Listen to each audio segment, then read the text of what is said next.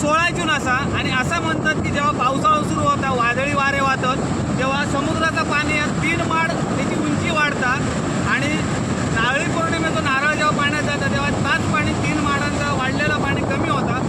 अशीच काहीशी परिस्थिती आज समुद्रावर पावसाळ्याच्या रूपात झालेली असा ती आता आपण बघूया. रात्री पाऊस पडल्यामुळे संपूर्ण वरचा डोंगराचा लाल पाणी होता तर बऱ्यापैकी समुद्रात येऊन मिळाला.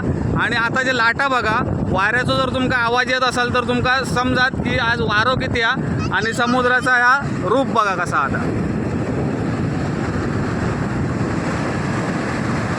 आणि मालवणच्या दिशेने जर त्या बाजू तुम्ही बघत असाल ना तर पाणी किती वरपर्यंत जातं आता बघा.